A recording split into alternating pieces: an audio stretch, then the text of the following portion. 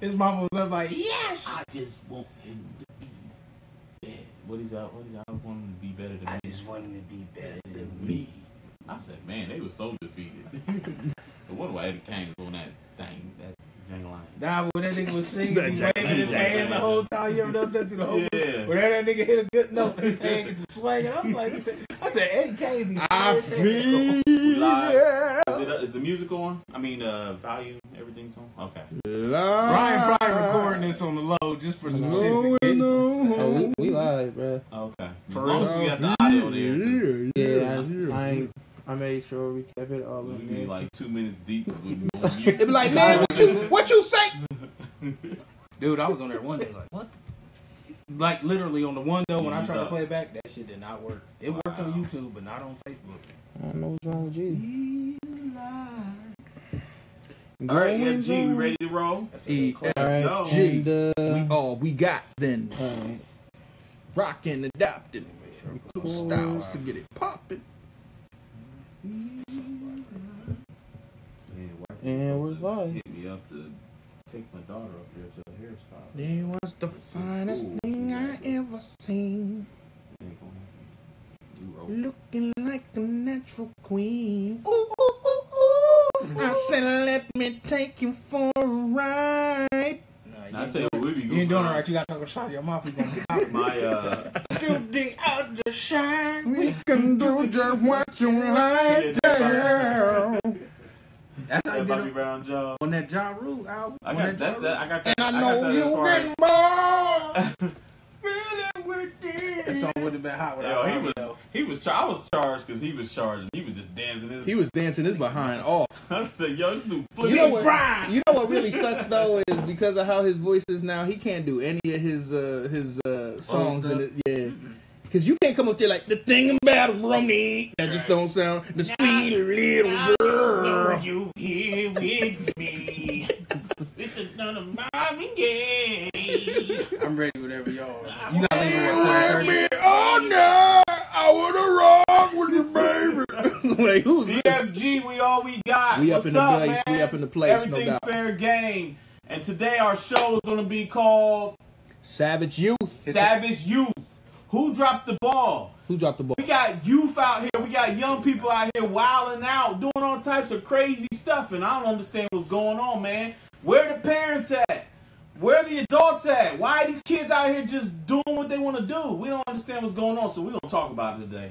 Like, for real. So we going to get into it. This is Bill, and to my left is... It's the one and only Teddy B. Love. You already know what time it is. And to my left is... Nicholas Sage in the place, no doubt. Oh, yeah. So first, we're going to start off, and Sage is going to read us a part of this article, which led to this topic we're going to talk about today. So, all right, so I came across this article at work last week, and it was kind of crazy. So I'll just read the title, read a little bit of it. Teenagers recorded a drowning man and laughed. The video was shocking in Florida, where shocking videos seem like a genre. A group of teenagers laughed and watched as a man struggled in the water of a pond. The man drowned, and his body was not found for days. The 5 teenagers did nothing to help him, not even call 911. But after examining the video, the authorities said this week that they did not break the law. In the state of Florida, there is no law in place that requires a person to render aid or call to render aid to a victim in distress, Yvonne Martinez, a spokeswoman of Cocoa Police Department, said on Friday. But the local police were not giving up. Later in the day, they said they believe the different Florida law requires any person who's aware of a death to report it. Ms. Martinez said the authorities would recommend charges under that law. The man, Jamel Dunn, 31, drowned July 9th, and his body was found 5 days later when the police received the report that it was floating near the edge of the pond in a park in Cocoa, a town that is 18,000 people near Orlando. I'm going to skip down a little bit. He was like 31? Yeah. In the statement, the prosecutor's office said it was nonetheless deeply saddened and shocked by how Mr. Dunn died and the failure of the teenagers to help him in any way. The low-quality 2.5-minute cell phone video was provided to the New York York Times by Mr. Archer's office and earlier obtained by Florida Today. It shows a man flailing in the middle of a body of water as the teenagers describe his struggle and laugh at him from the shore. The teenagers are not visible. One of them, using an expletive, calls Mr. Dunn a junkie. Someone tells him not to expect any assistance. Ain't nobody gonna help you, you dumb bitch. You shouldn't have gotten in there. About a minute into the video, the man appears to let out a whimper before submerging fully underwater. He just died, a voice can be heard saying as the others begin to laugh. Later, one of the teenagers appears to suggest they call the police, only to be rejected by another. So you mean to tell me some young people seen a grown man dying, they had a phone, they were sitting there videotaping, and they did not even bother to try to help him. They didn't bother to call. They didn't bother to do anything. They just sitting there laughing, giggling, and making fun of the guy. Yeah, they said it was his fault he got in the water. They said it's his fault. And they just, regardless, so they just didn't care. And they thought it was okay to watch a man die in front of them. Later in the article, it explains how one of the officers was talking to one of the teenagers and how the kid didn't make any eye contact and just kind of smirked while he was asking him questions about death. And then his mom was sitting next to him and she's like crying because she can't believe her son is like kind of a sociopath. Did it actually state how old the kids were? No. Nah, they just said they were teenagers. They were trying to protect their identities and stuff. For what? Why would you try to protect their identities? Well, mainly They because... didn't throw him in the pool. Nah, they didn't, but people were still going to step to him later on, I would suppose. Oh, somebody going to find out. You know, in the hood ain't nothing ever a secret. No, you know what? You know what? Nothing's going to happen to them. You know why? Because nothing happened to the Zimmerman dude. Well, they're going to get fined. Ooh. Which I got here dumb laws in Florida too, but we'll talk about those a little bit. But what's your thoughts about that, Sage? About this article and these kids and sadly, I would say I'm not surprised because I've kind of noticed that young people, or people in general, just don't care. I think we're a little bit too focused on our thing all the time. It kind of makes me think about like Uncle Murder on the Cameron Voice song. You know, it was like, yo, oh, your cousin got shot the other day? Oh, yeah, I don't care. Like, what's that got to do with me? You tough, right? You tough, right? Niggas get shot every day, day, B. You be all right. You be all right. Skirt down, B. Cover up.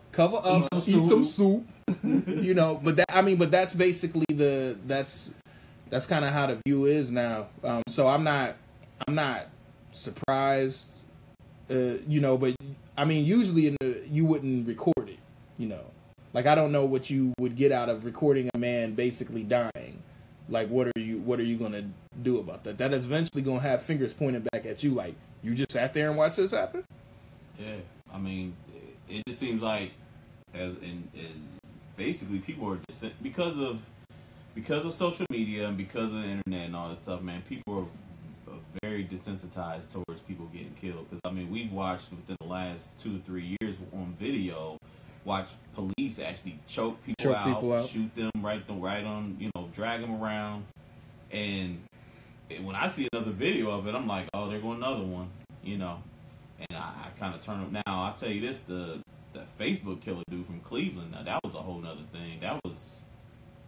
But what's crazy about that was I didn't hear about that on social media because I think it was during a holiday or something. But I seen that on regular news. And I'm like, they showed everything leading up to them shooting that guy, shooting that man. And I said, they showing this on TV? Which means then now you're even more desensitized from somebody getting shot. And they showing somebody get shot point blank on TV, man. So it's crazy, man. I mean, and so I'm imagining young people, you know, watching this stuff and hearing this and seeing this.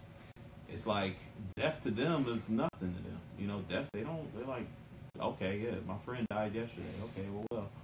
I was going to say this as well. I was in the car today and I had just turn on the radio. And typically I keep my own music on, but I turned on the radio and the little Uzi Vert song was on. All my friends are dead. Yeah, Push Me to the Edge. And Push me to the edge. They've heard it.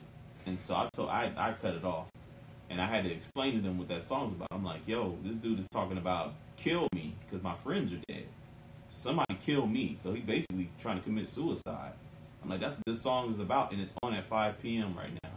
So they were like, they're not gonna listen to the song anymore after I explained to them. And so, but it's just death. It's sold to us now, man. It's really sold to us on the platter because somebody wants us to die. I mean, I hate to get this super serious, but that's what I feel like. It's somebody like, it's got an agenda. to die. I mean, it's an agenda, man. Like, somebody got to go. And these kids don't care, man. I mean, what do you do, man? What do you do? These kids don't care because you know why? You know why? Because adults have set a precedent of that death is okay, in the way of it's just okay. You know what I mean? So I don't even necessarily think it's okay. I just think everybody has become numb to it. So it's like, okay, somebody died, so what? You know what I mean? It's like you going about your day. As long as it ain't close to you, you don't really care. Like, think about in our city alone, how many people get shot every single day.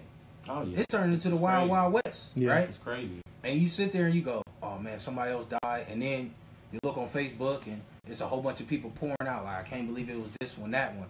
And it don't necessarily be older people, it be young cats. Mm-hmm. You know what I'm saying? I feel bad for their families because I'm just like, what could have been done to prevent this? You know what I'm saying? Yeah. But sometimes nothing can be done. But like you said, where's the parents? What's going on? Because now, mommy 27, grandma 40. Yeah. You know what I'm saying? So it's Yeah. like, it's almost like a never-ending cycle. So then you go, well, why are they just sitting there recording in this situation?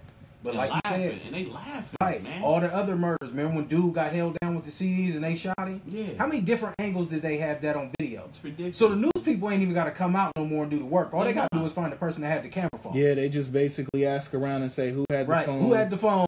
Let me get that footage. And we're gonna put that up on. And we gonna put that up the and news. let's work for us to do. Because y'all want to sit there and watch it like it's TV. right. The only thing they ain't got is the jujubes and the popcorn. You know what I'm Right. saying? It's like, it's entertainment to everybody. Well, the crazy thing is, and you have to blame news reporters and stuff like that because I can remember a time. I'm old enough to remember when the news was just like innocuous stuff. You know, a new panda was born at the Columbus Zoo. Right.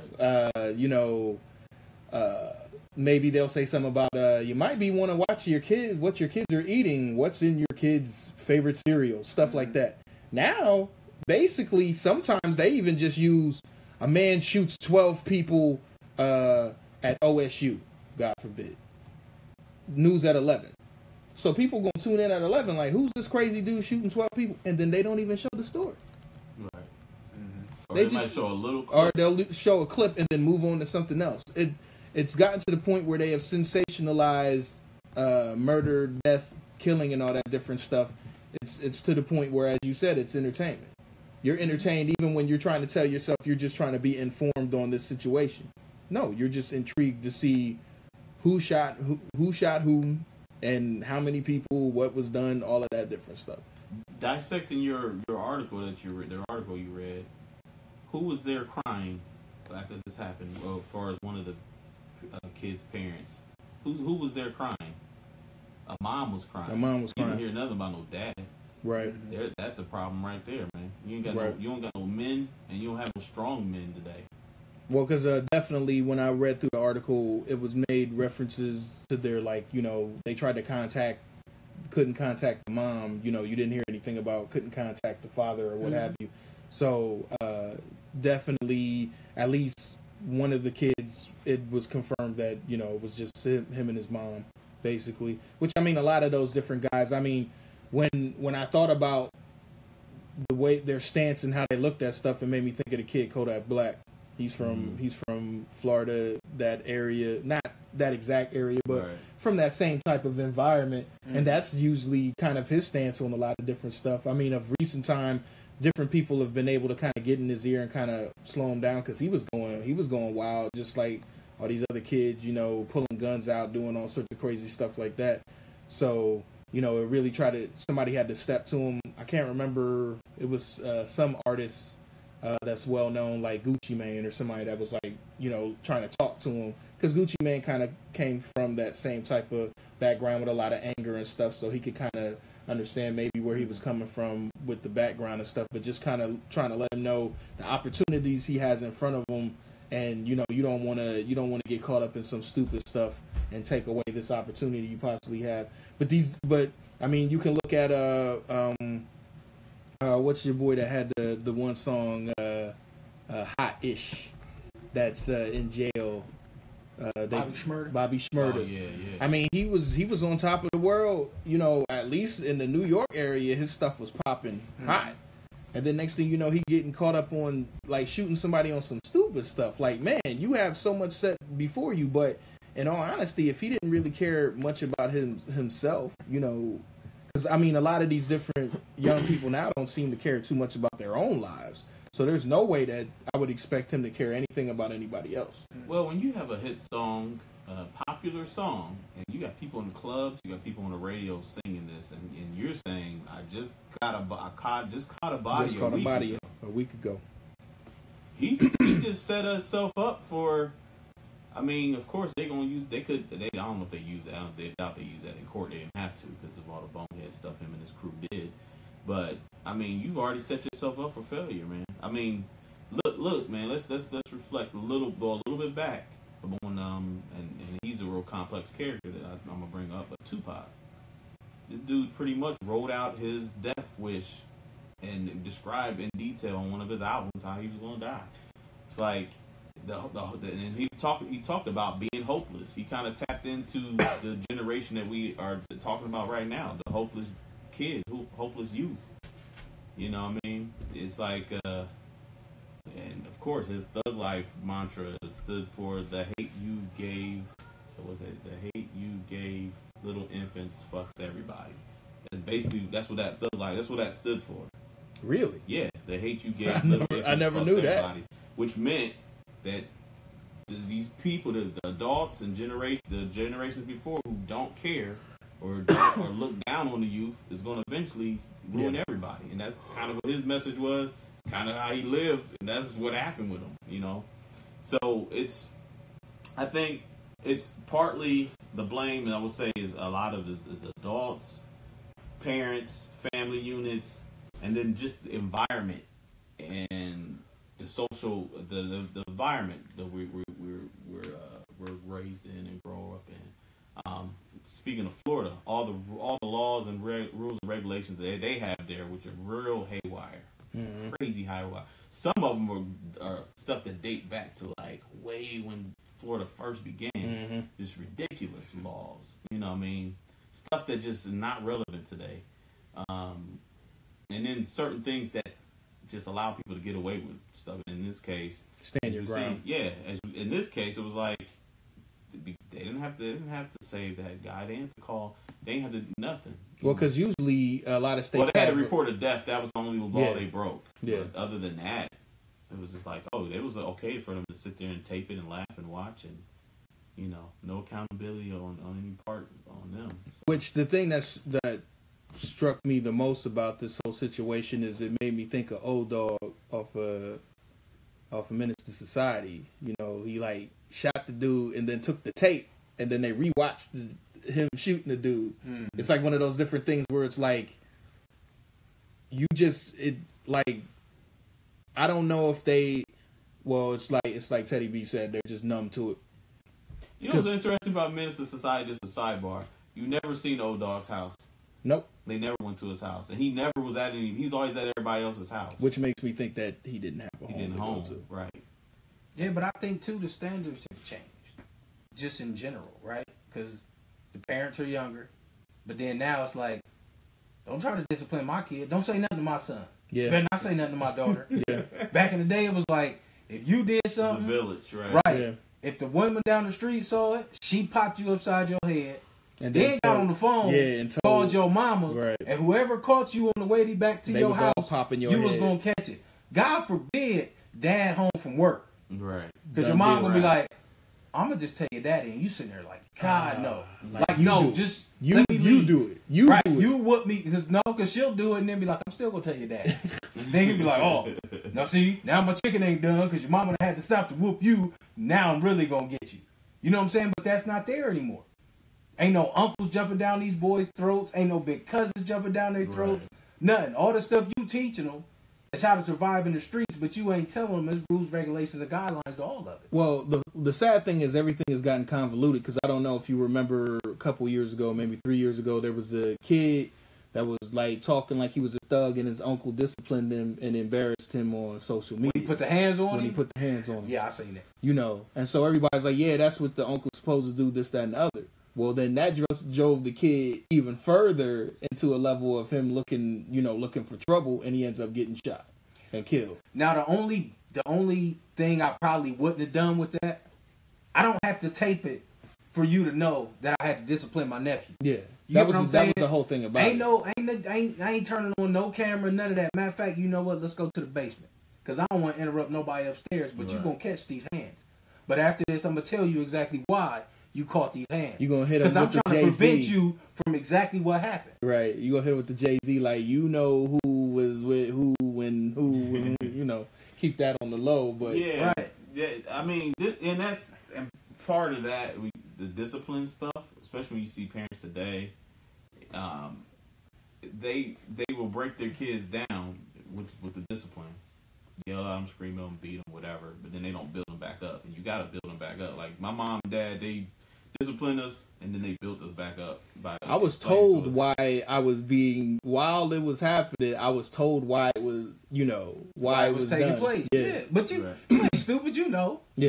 You know when it's time, when you know you done push that button and you like, yeah, ain't no coming back from this one. I might as well get prepared to get ready. And then as men, you already know, once you hit that teenage spot, your dad be like, yeah, the belt's over. Put your hands up. Yeah, as soon as I got to the point where I was taller than my dad, it was like, he was ready to go off anytime. Like, oh, yeah, big for your britches. Yeah, you think you're bigger than I am now. Hands. And see, here's the thing, man. My mom and dad, they were divorced when I was young, but even still, my dad still played a role in my life. Like, it wasn't like, since they split up and things didn't work out, my dad moved on, and of course, majority of the time we were with my mom, that his presence wasn't felt to a certain degree, or if I didn't think about it, like, he didn't have to be there for me to know, like, oh, shoot, I better stay in line, because I know my mom can always call my dad and regulate or whatever. Mm-hmm. And so, I mean, but you got broken families, you got dad completely missing. Yeah. You know what I mean? And mom trying to struggle to make it, trying to raise these kids on top of disciplining them. And if you got a son, she can't beat a man. Right. So he's missing all of that love right there and discipline of a father, of a male figure. And then next thing you know, mom's got to work, but she can't keep looking after her son or daughter and can't keep up with them. And then you ain't got no family structure around you to kind of watch. Because, like, even if mom and dad ain't there, you might have family can step in. Most of the time, the stepping in part is drop the kids off with grandma. Right. Grandma too old and she already been raised. Can't chase them kids. Right. And it's just a vicious cycle. I see all this. Like, it's just a vicious cycle over and over, man. And to me, it's just like, at this point in this conversation, what's going to be the solution, man? But see, I think part of it, part of the solution is you gotta allow somebody. If you got young boys, you gotta allow a strong man to be around them, because if you think about it, most boys that are raised by their mamas are very emotional. Right? Like you was talking about Pac, right? Right. Pac was a thug, he was a gangster, but he was really emotional. You know what I'm saying? Most men are set up like this. I tell people this all the time. Men are 80% logic, 20% emotion. Yeah. Women are 80% emotion, 20% logic. Okay. So when you whooping the kids, that's why they be like, I'm gonna have your dad do it. Why? Because your dad can whoop you and his emotions ain't gonna get into it. It's logical. You acted up, now you need to be disciplined. Right. The mom is there to coddle. You know why your dad whooped you, right? The next time, what could you do that's different, right? Your father not gonna be able to do that for you. Nah, because he's still gonna be. He's still gonna be a little tight angry. Because he didn't necessarily want to whoop you either. But he like, I'm not gonna have your mama do it. I'm gonna do it because that's my job. But then on the flip side, you get those single parent households where it's just the mom. She's emotionally gonna want to coddle you, but now she has to discipline you. So now her balance is off because, like I said, she's 80% emotion, 20% logic, but now she's got to try to flip it when she has to go in so-called dad mode. She don't want to have to do that either. Or she don't know how, and she might not even discipline him at all. Right. She conflicted. She's like, this is my baby, but I don't want to beat them, whoop them, to correct them. But he like I don't, because it can get really crazy too, because she'd be like, I don't want to leave any like marks on him, I don't want to like blemish him and all that different stuff, because they get not only like coddling, they try to like raise them up. I hear them all the time talk about raising up these young kings and treating them like princes and all that stuff. They treat them like that's their little boyfriend, right? But this is a sidebar. But if they look like old Jerome, the dad, then they some of them ready to beat him. Oh yeah, like, you just like your dad, just like that nigga. I hate him. You're right. But then you also got, if you look at it another way too, like then you got the dads that may not be active in the kid's life, but the mom sometimes, because their situation or however it ended, they don't like it. You still need to reach out to the dad, because what happens when your son is 13, 14, now he towering over you, now he want to test you. But see, it's too late, because you done let all these years go by without disciplining him. Now he's like, I wish you would touch me. And you hit him, now he's emotional, like, I can't believe she hit me. Right. He don't know how to react. Right. Now his first instinct is to jump on you. Then what? Now you calling somebody to jump on him, right? Mm-hmm. I told my son's mom this. I was like, my son is mild-mannered, real chill. I said, but he's still a boy. I said, it's going to come a point in his life where he going to start smelling himself. Right. And you going to say something and he going to get smart back with you. And he might think he can test you. Now, I know you, if you jump on him early, he going to be good. But then that's when you going to call me and be like, I need you to come get him. No, give him to me now, so you ain't even got to get to that point. Because if you get to that point, then you be like, I can't believe I had to do this to him. And he's so disrespectful and this, that, and the third. Blah, blah, blah. He's growing up. He's trying to find himself. But he still needs that direction and that guidance. Which is the situation of, for a lot of the single mothers, and I've heard different stories for different people where it was just their mom taking care of them. They had to escalate it to a state that it should have never gotten to. My mom chased me with a metal bat. Why did she have to chase you with a metal bat? Like, why did it escalate that much? Because if your dad is there, it's like, yo, your dad just stepped to you and tell you, like, yo, this is this. I'm going to take this away from you. You're not going to say nothing about it. I know I didn't. My dad be like, I'm taking this, that, and the other. I'm like, you might not like it, but you ain't about to say that. You might even say something under your breath that he be like, what? Nah, you ain't even going to do that. You're going to wait till the door closed. Like, man, I can't stand him. He got that Debo mind control. You know what I'm saying? What you say? Nothing. You know what I'm saying? Like, they know the difference, but then the reason mom chasing you down with the baseball bat or whooping you with the iron cord or the racetrack, all that, is because you being raised by her, so you're all emotion, she's all emotion. All that emotion together, it's a wreck. There's nobody logically thinking at all at this point. Nah. It's all out the window. Right.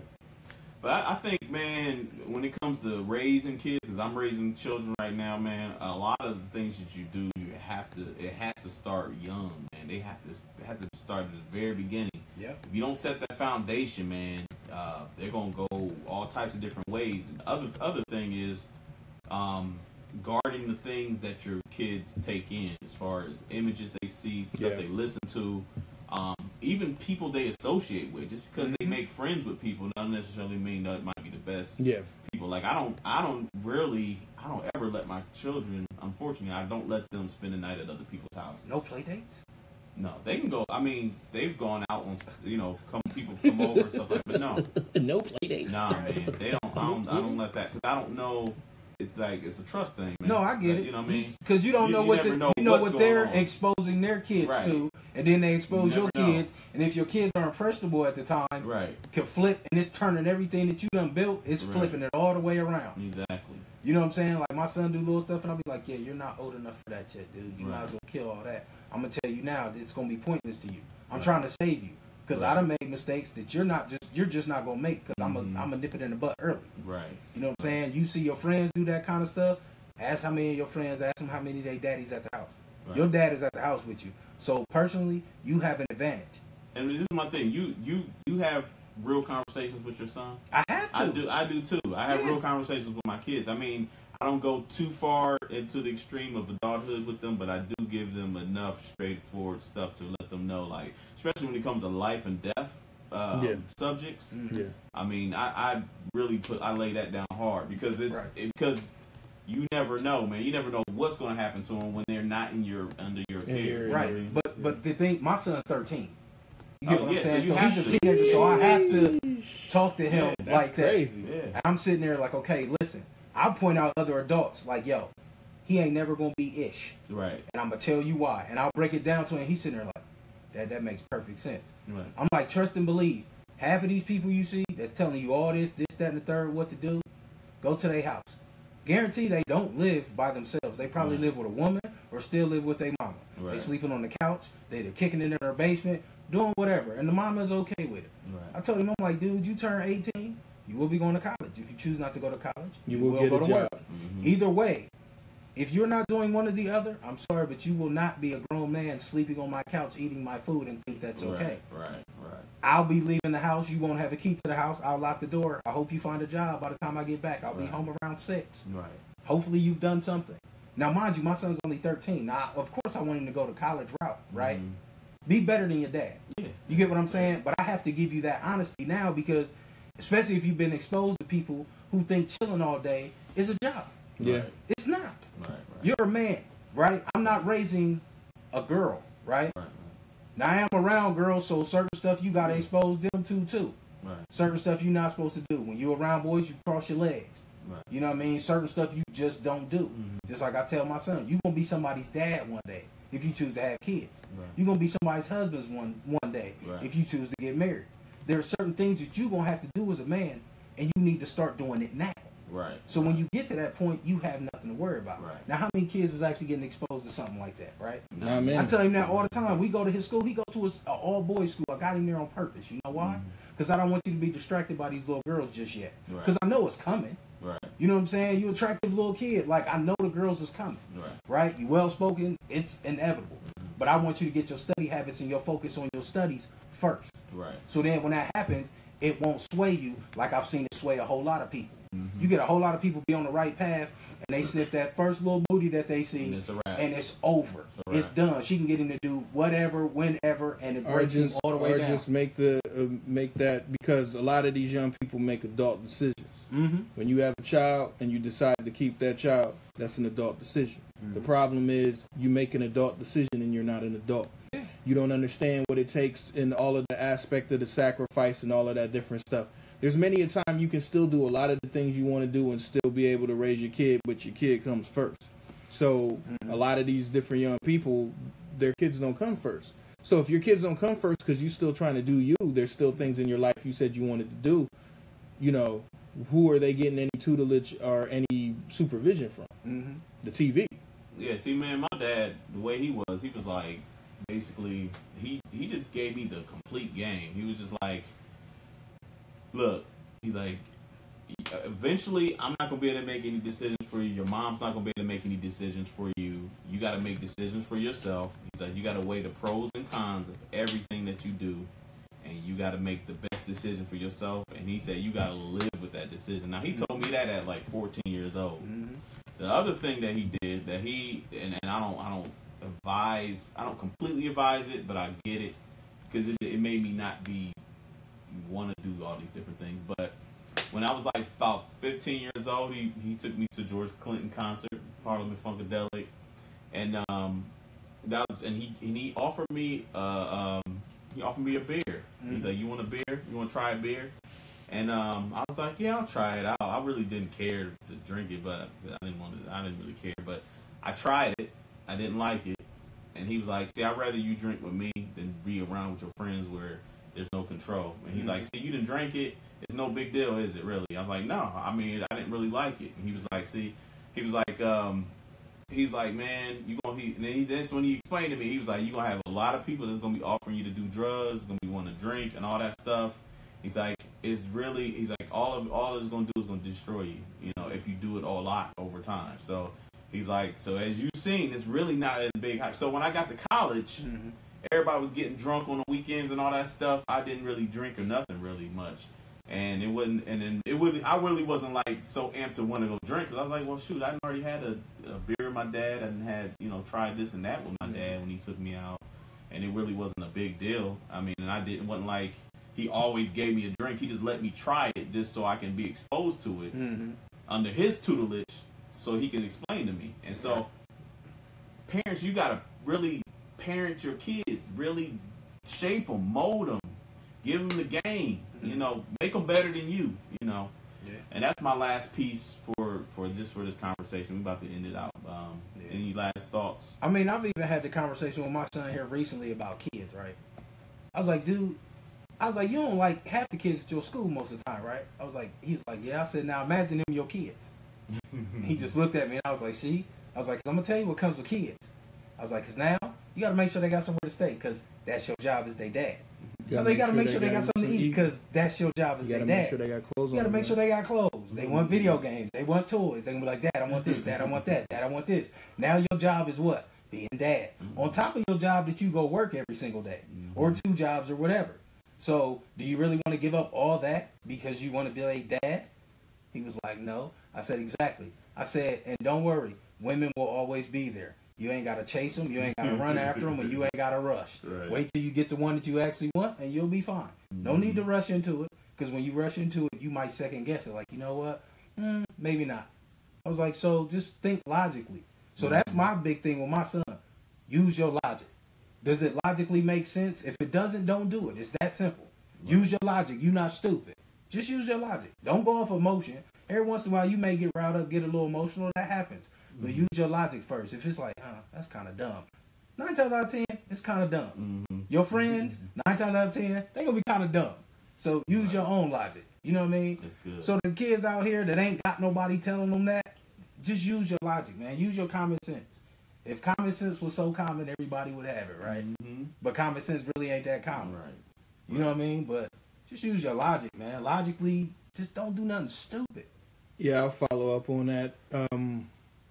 A lot of these different things, like you talk about common sense, I used to think common sense was common. It was only common because how I was raised, it was common. You know, that was the common theme.